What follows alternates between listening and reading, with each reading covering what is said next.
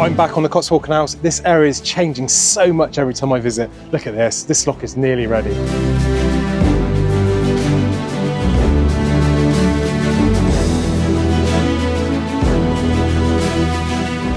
So I'm back at John Robertson on the Cotswolds. This is a former Westfield bridge and it's been renamed because someone gave me money in their will to rebuild this. Now I'm here with Sam from Cotswold Updates. This is Sam, hello. Hello. Now if you don't know Sam's channel, it's a fantastic channel. He works on this section of the canal all the time, so you're seeing it all as it's happening. Yeah. And it's really good. If you want the latest stuff happening on the Cotswold Canal, you'll see his link in the description. Please do give Sam a sub. So you've been working here recently. This is quite interesting. We were just talking how we haven't seen this before. On the bridge, the keystone, which is there, actually has a date on, which is 1841.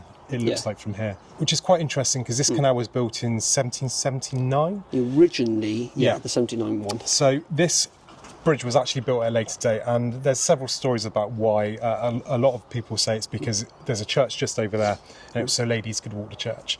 So it's a much later addition, this bridge, and they've just repointed it. John Pontifac's team has been down here sorting this out, so it's looking really good. But this takes us then into the lock. Now this is probably the most important part of the canal at the moment. It's really where it's all changing.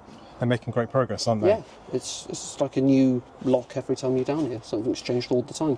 Yeah, I was only down here, I met you down here a couple of months ago, didn't I, for the last update I did? Yeah, it was, yeah. Just by chance. The progress, you're not seeing so much on this side. Wait till we get through there, you'll really see some changes.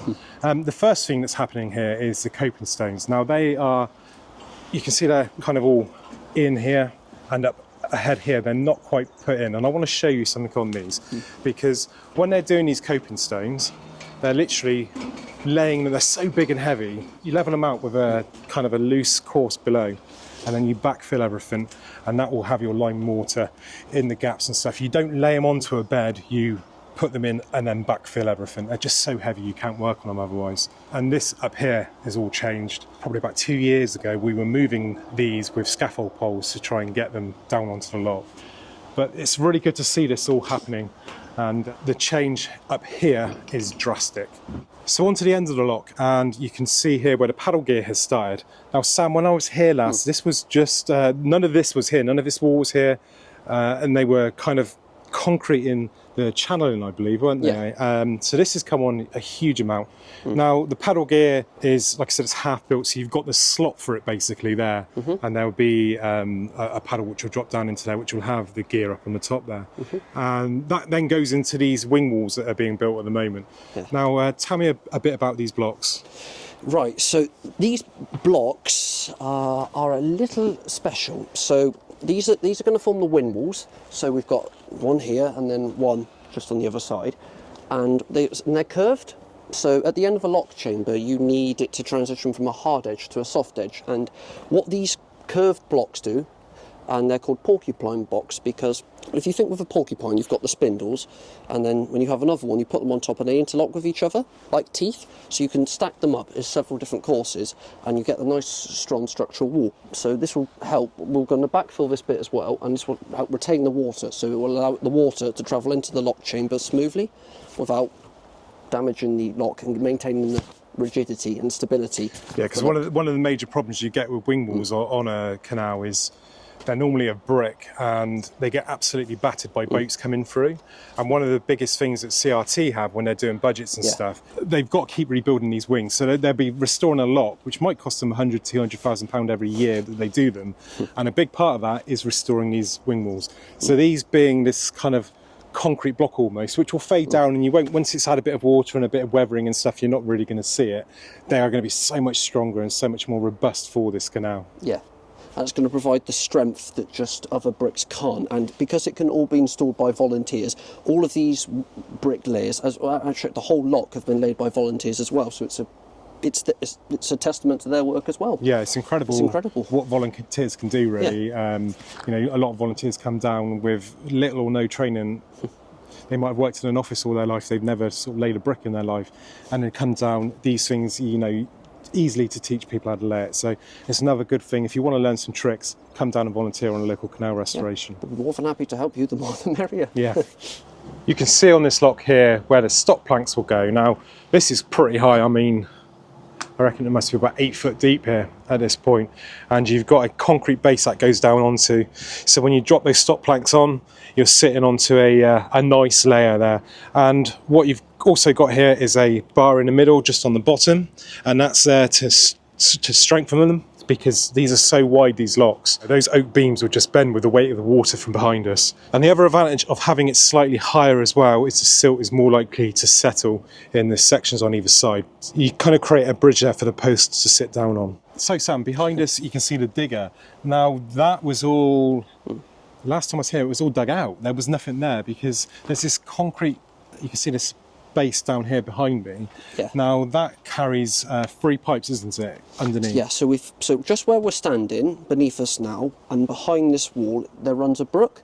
Yeah. And what we needed to do was to re-divert the brook. So we've got beneath the lock, we've got a culvert, and it's got 3 pipes, and these are stormline pipes, so they've been modelled to take a 1 in a 1,000 year storm event, and that channels the water through and it outflows it to the brook here. So this way we can get the canal running alongside the brook without any overlap, and keep the 2 spheres separate. Because the original brook used to run into the canal up behind us where we're going now. Yeah. This was where the company headquarters was, behind us, and they used to use the brook as a back channel. Oh, really? And they used to park boats up there and stuff like that, or more boats up there. Yeah. And obviously after the canal closed, the M5 was built and there was problems with drainage here, so they diverted the stream and blew the end of the lock out, and that's why all of this has had to have such extensive rebuild, because it was gone.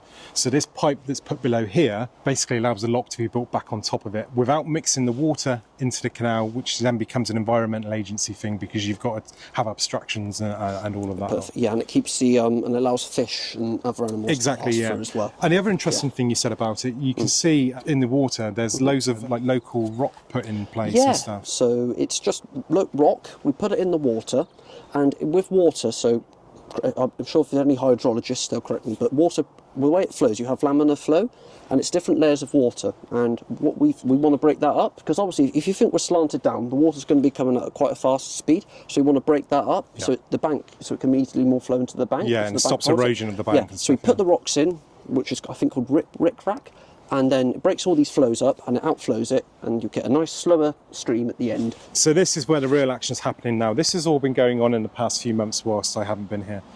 You will see updates, like I said, on Sam's page, so please do subscribe to him. But in front of us here, you can see where there's a digger here, and there's clearly work going on here. Over there, the channel is currently being dug to pull back the canal into this. So now this diversion is in place for the stream here, which is the old brook it's called.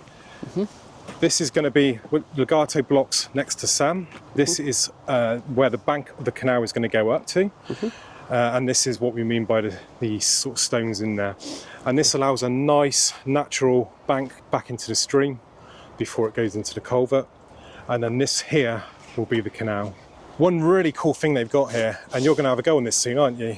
I'm really looking forward to it. But this thing is it's a sheep's foot. And if you look at the wheels on it, you can see they've got loads of little sort of bumps coming out of them. And what you get several different kinds of sheep's foot roller, and they are there to compact down. So this is only a little machine. Normally you have them on a big roller, but this is remote operated, and you can drive it round. It compacts all the bed, and that brings us nicely onto what is happening over here. So Sam, what's happening here now? So this is the big change, you could say. So first things first, we've dug a bund over here to stop the flow of water from coming in, and because we've got the spillway and we still need to maintain a flow to that, we have used plastic pipes, similar in fact to the ones over there, we've put them in, locked them in, and that will still allows water to flow from dock lock to the spillway, so that keeps that in action. And now actually onto this bit. So this is where the canal's going to be, so how it's going to connect into the block. So we've been so the volunteers have been very hard at work lately. Have been digging out all of the clay to get this ready. And as you can see, we've touched into the blue lias clay, which is, quite easy to dig, thankfully, because it's still a bit soluble. And there's also a bit of groundwater coming up, so we've obviously we're near the water table now. And we've got a funny thing that cropped up is that we've got this sort of red localized clay.